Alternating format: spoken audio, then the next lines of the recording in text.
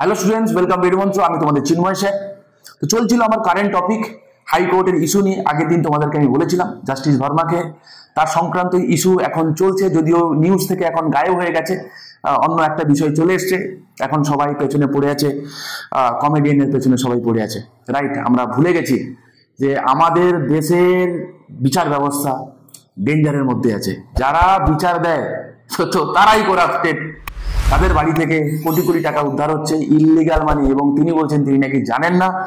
এমন একটা জায়গা থেকে উদ্ধার করা হয়েছে, অফিসিয়ালস বলছে, আমি বলছি না, সুপ্রিম কোর্টের যে রিপোর্ট, সে রিপোর্ট বলছে সেই জায়গায় গভর্নমেন্ট অফিসিয়াল ছাড়া কারো যাওয়া সম্ভব নয়। তাহলে এতগুলো টাকা ওখান থেকে এলো কিভাবে? কত টাকা সরকারিভাবে তো বলা হয়নি, তবে এটা বলা হয়েছিল কি যে এলাহাবাদ হাইকোর্টের বার অ্যাসোসিয়েশন যে কমপ্লেন করেছিল, তো সেখানে 15 কোটি টাকার কথা বলা হয়েছিল। তাই সত্যি হয়ে থাকে। টাকাটা পোড়া অবস্থায় পাওয়া গেছিল, বাড়িতে আগুন লেগে গেছিল, তোমরা জানো, তারা জেনে থাকো। তো ওই বিচারপতিকে যদি আমরা ইমপিচ করাতে চাই, যদি, আমি তো চাইলে পারবো না, তোমরাও চাইলে পারবে না, তার প্রসিজারটা কি, কিভাবে ইমপিচ করা হয় একজন সুপ্রিম কোর্ট বা একজন হাইকোর্টের বিচারপতিকে, ইমপিচমেন্টের যে প্রসিজার, তার গ্রাউন্ড কি, কিভাবেই বা করা হয়, কে করতে পারে, ঠিক আছে? তার স্টেপগুলো আমরা একটার পর একটা আজকের ভিডিওতে আমি তোমাদের সাথে শেয়ার করে নেব। প্রথম কথা চলো, যে ভারতের সংবিধানে আমরা দেখতে পাবো যে সুপ্রিম কোর্টের বিচারপতিদেরকে, তাদেরকে যে অপসারণ করা হয়, ইমপিচ করা হয়, ঠিক আছে, তার আর্টিকেল হচ্ছে আর্টিকেল 124 ক্লজ 4, ঠিক আছে? প্রত্যেকটা কথা খুবই ইম্পর্টেন্ট। কি কি কারণ আছে, কি কি পরীক্ষা লাগবে বলে দিই। প্রথম কথা, তোমাদের ইউপিএসসির মেন্সের জন্য কাজে লাগবে নাম্বার 1। নাম্বার টু ডব্লিউবিসিএস এর মেন্স 2025 সাল থেকে ডেসক্রিপটিভ প্যাটার্নে হয়ে যাচ্ছে, সেখানেও তোমার কাজে লাগবে। নাম্বার 3, সামনে তোমাদের হাইকোর্টের পরীক্ষা রয়েছে, সেখানে তোমাদের কাজে লাগবে। প্লাস এমনি তোমরা এমসিকিউ যে কোনো পরীক্ষা দাও, সেখানে কিন্তু এই জাতীয় টপিক থেকে কিন্তু এমসিকিউ প্যাটার্নে কোশ্চেন আসে। টপিকগুলো দেখে যাও। আর অ্যাজ এ হোল তুমি ভারতে বসবাস করো, যে ভারত হচ্ছে একটা ডেমোক্রেটিক কান্ট্রি, আমার ভারত একটা ডেমোক্রেটিক কান্ট্রি, আমাদের ভারত একটা ডেমোক্রেটিক কান্ট্রি। তো আমাদের সেই ডেমোক্রেসির জন্য তার ইন্ডিপেন্ডেন্ট বিচার ব্যবস্থা রয়েছে, আমাদের ইন্ডিপেন্ডেন্ট বিচার ব্যবস্থা রয়েছে। তো সেটা তো অ্যাজ এ ভারতীয় হিসাবে আমাদের এমনি জানা উচিত, ফর অ্যাওয়ারনেসের জন্য। তুমিও জানো কি আমরা পাই, কি হওয়া উচিত, আর কি পাচ্ছি, রাইট?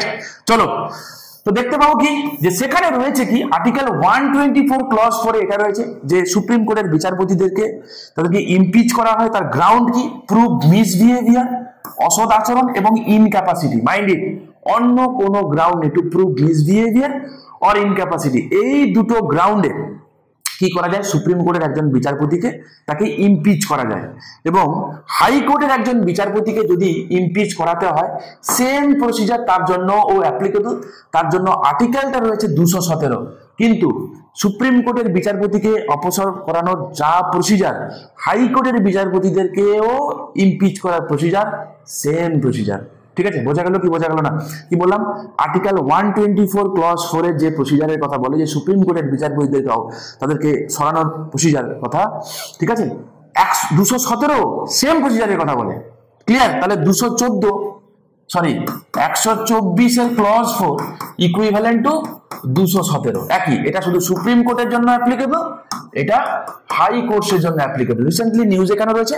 কারণ তোমরা জানো জাস্টিস ভার্মার বিরুদ্ধে কিন্তু এইরকম একটা প্রোটোকল মেবি হতে পারে, যেই কারণে এখন নিউজে রয়েছে। ওকে, তার বিরুদ্ধে তদন্ত করার, বিরুদ্ধে বলবো না, তিনি যে করেছেন, তো সে তদন্ত করার জন্য 3 বিচারপতি নিয়োগ করা হয়েছে। তারা রিপোর্ট দেবে, রিপোর্ট একদম গুরুতর থাকে, তাহলে সেক্ষেত্রে প্রধান বিচারপতি আমাদের জাস্টিস খান্নাজি, তিনি বলবেন যে আইদার আপনি স্বচ্ছভাবে নিজে থেকে আপনি সরে যান পদ থেকে, আর না হলে তিনি প্রেসিডেন্টকে কিন্তু বলবেন পার্লামেন্টে এই প্রোটোকলটা, ইমপিচমেন্টের প্রসিজারটা তুলতে, ঠিক আছে? চলো, তাহলে দেখবো কি যে এই অনুচ্ছেদ অনুযায়ী রাষ্ট্রপতি, প্রধান বিচারপতি এবং সংশ্লিষ্ট রাজ্যের রাজ্যপালের পরামর্শে, মাইন্ড ইট, দেখো আমরা দেখি যে 217-তে কি রয়েছে, হাইকোর্টের বিচারপতির নিয়োগ এবং কার্যকালের কথা রয়েছে, বলে রাখা ভালো। আর্টিকেল 217-তে, ওকে, এই অনুচ্ছেদ অনুযায়ী রাষ্ট্রপতি, প্রধান বিচারপতি, দেখো রাষ্ট্রপতি কি করবে, প্রধান বিচারপতি মানে চিফ জাস্টিস অফ ইন্ডিয়া, এবং সংশ্লিষ্ট রাজ্যের রাজ্যপালের পরামর্শে বিচারপতিকে নিয়োগ করেন। ভালো কথা, তাহলে এটা তো আমি শিখলাম, এটা তোমরা জানো অলরেডি। তাহলে হাইকোর্টের বিচারপতিদেরকে অ্যাপয়েন্ট করে কি? পরীক্ষায় আসে, রাষ্ট্রপতি অ্যাপয়েন্ট করে। কার সঙ্গে আলাপ আলোচনা করে অ্যাপয়েন্ট করে? পরীক্ষায় দেয়। পরীক্ষায় স্টেটমেন্ট আকারে হলেও দেবে। তো মাথায় রাখো, চিফ জাস্টিস অফ ইন্ডিয়া এবং কার সঙ্গে কথা বলে, সংশ্লিষ্ট রাজ্যের রাজ্যপালের সঙ্গে কথা বলে তিনি নিয়োগ করেন।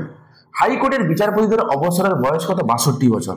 কোন বিচারপতির অবসর শুধুমাত্র সংবিধানের 124(4) অনুচ্ছেদ অনুযায়ী সুপ্রিম কোর্টের বিচারপতির মতো একই পদ্ধতিতে করা যেতে পারে। Mind it. তাহলে এটা কোথায় রয়েছে? 217 নম্বর আর্টিকেলে রয়েছে। তাহলে এটুকু আমরা দেখলাম। আরেকবার তোমাদেরকে আমি বলে দিই, যেটা পরীক্ষা আছে। সুপ্রিম কোর্টের বিচারপতিদেরকে অ্যাপয়েন্ট করে কে? প্রেসিডেন্ট। ঠিক আছে। হাইকোর্টের বিচারপতিদেরকে অ্যাপয়েন্ট করে কে? প্রেসিডেন্ট। সুপ্রিম কোর্টের বিচারপতিকে ওথ কে পড়ায়? প্রেসিডেন্ট। হাইকোর্টের বিচারপতিদেরকে ওথ কে পড়ায়? প্রেসিডেন্ট নয়, গভর্নর পড়ায়। ঠিক আছে, মনে রাখো। সুপ্রিম কোর্টের নাম্বার অফ বিচারপতি কত হবে কে ডিসাইড করে? বলবে পার্লামেন্ট ডিসাইড করে। হাইকোর্ট গুলোতে নাম্বার অফ বিচারপতি কি হবে কে ডিসাইড করে? পার্লামেন্ট নয়, প্রেসিডেন্ট। প্রেসিডেন্ট। যে কথাগুলো বলছি মনে রাখো, পরীক্ষায় কিন্তু এগুলো আসে। ঠিক। বিচারপতি অপসারণের ইমপিচমেন্টের যে এই যে পদ্ধতিটা, এটা এসেছে কোথা থেকে? জাজেস ইনকোয়ারি অ্যাক্ট 1968 অনুযায়ী হয়েছে। কি বললাম আমি? বিচারপতিদের যে অবসরের যে মানে বিচারপতি ইমপিচমেন্টের যে প্রসিজারটা, যেটা না, সেই প্রসিজারটা একটা অ্যাক্ট থেকে এসেছে। কোন সেই অ্যাক্ট? না, অ্যাক্টের নাম হচ্ছে জাজেস ইনকোয়ারি অ্যাক্ট অফ 1968। তাহলে কালকে যদি তোমাকে পরীক্ষায় দেয় যে ইমপিচমেন্টের প্রসিজারের কথা সংবিধানে লেখা রয়েছে, সংবিধানের প্রসিজারের কথা লেখা নেই। এই প্রসিজারটা কোথা থেকে এসছে? না, জাজেস ইনকোয়ারি অ্যাক্ট 1968 থেকে এসছে। ঠিক আছে, মাথায় রেখো, মাথায় রেখো যেগুলো বলছি। কি হয় না, সংসদে অভিযোগ উত্থাপন। বেসিক্যালি কি হয় না, লোকসভায় এই ইনকোয়ারি করা হলো, আমি একটু আগে তোমাদের বলেছিলাম। ওকে, তারপরে কি করা হয় না, সংসদে যাবে, প্রেসিডেন্টকে বলা হবে ইমপিচমেন্টের প্রসিডিওর তোলা হোক। সেক্ষেত্রে কি হবে দেখো, লোকসভায় 100 জন সাংসদ সদস্য অথবা রাজ্যসভায় 50 জন সাংসদ সদস্য বিচারপতির বিরুদ্ধে লিখিত অভিযোগ উত্থাপন করতে পারেন। তাহলে কি বললাম? তাহলে পার্লামেন্টে যখন এটা উঠবে না, তোমরা জানো, দেখো লোকসভা এবং রাজ্যসভা মুখস্থ করতে হবে না। লোকসভা স্ট্রেংথ কত? না 545। রাজ্যসভা কত? 250। 245 করে দাও। ঠিক আছে, দেখো এবারে গল্পটা কি হয়েছে, near about double. Near about double না, লোকসভার স্ট্রেংথ নিয়ার অ্যাবাউট ডবল। তাই দেখবো, দেখো লোকসভার ক্ষেত্রে 100 জন মেম্বারের সই লাগে, রাজ্যসভার ক্ষেত্রে এটা 50 জন মেম্বারের কি লাগে? স্বাক্ষর লাগে, সই লাগে। ঠিক আছে, তারা বলবে যে না, এই অমুক বিচারপতিকে আমরা সরাতে চাই, ইমপিচ করতে চাই। ওকে, অভিযোগ গ্রহণ করলে সংসদের স্পিকার, লোকসভা বা রাজ্যসভায় চেয়ারম্যান একটি তদন্ত কমিটি গঠন করেন।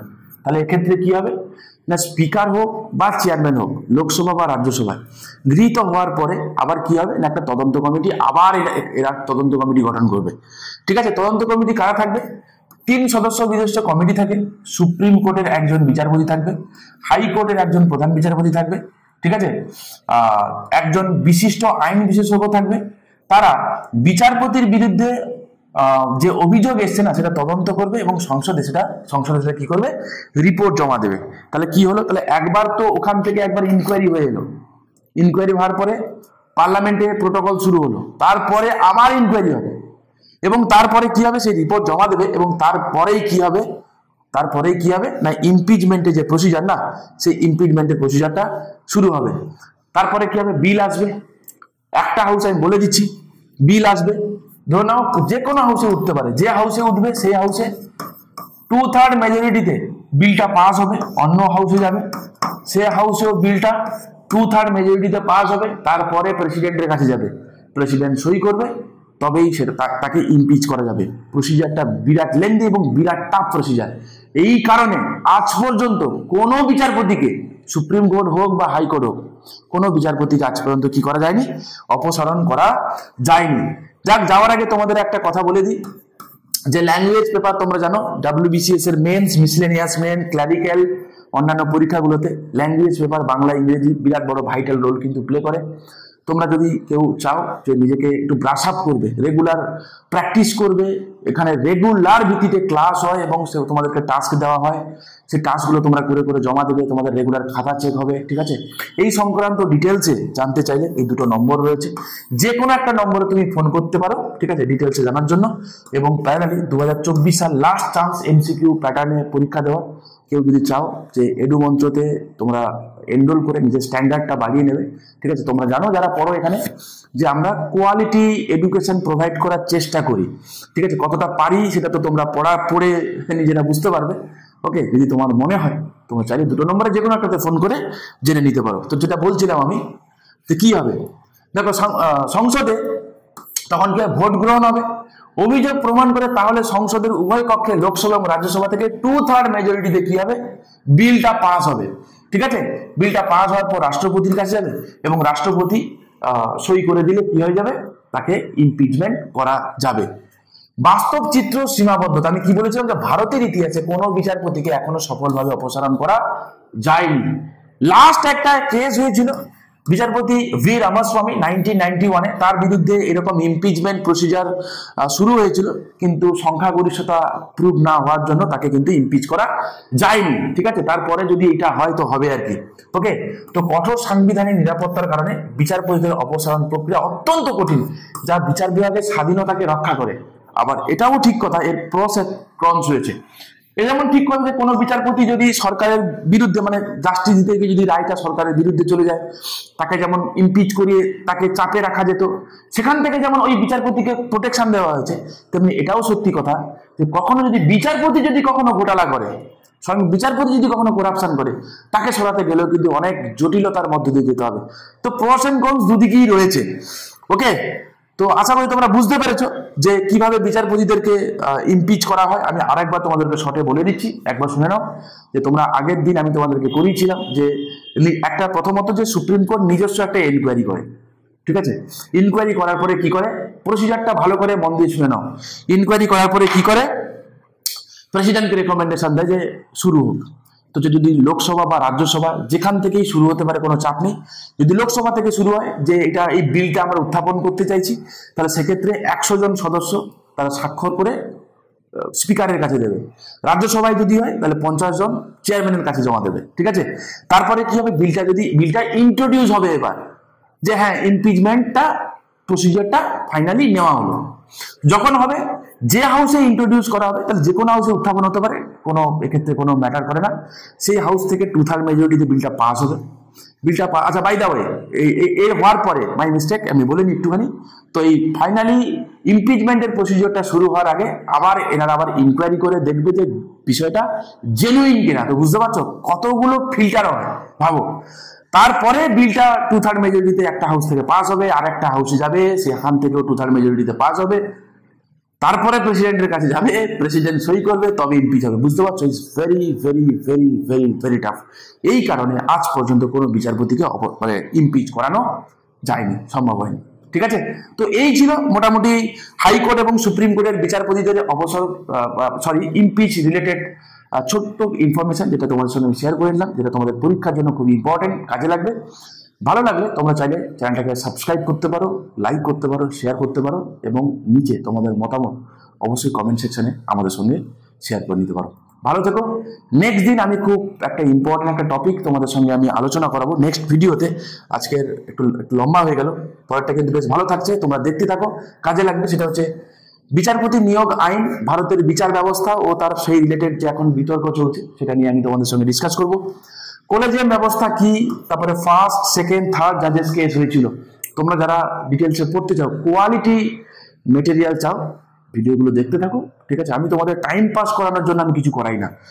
ওকে, তারপরে কি ন্যাশনাল জুডিশিয়াল অ্যাপয়েন্টমেন্ট কমিশন সম্পর্কে তোমাদের আমি করাবো, এবং ফাইনালি করাবো সুপ্রিম কোর্ট কেন ন্যাশনাল জুডিশিয়াল অ্যাপয়েন্টমেন্ট কমিশন বাতিল করেছিল। অনেকে তোমরা জানো, অনেকে তোমরা জানো না, অনেকে তোমরা অল্প বিস্তর কিছু জানো, থোড়া থোড়া জানো। নেক্সট দিন আমি এই সব কটা করাবো, ডিটেলসও করাবো। ঠিক আছে, ফার্স্ট জাজেস কেস কে কি বলেছিল, সেকেন্ড জাজেস কেসে কি হয়েছিল, থার্ড জাজেস কেসে কি হয়েছিল, হোয়াট ইজ কলেজিয়াম, এভরিথিং আমি করাবো। ঠিক আছে, জুড়ে থাকো। নেক্সট দিন তো দেখা হচ্ছে তোমাদের সাথে। চলো, টাটা।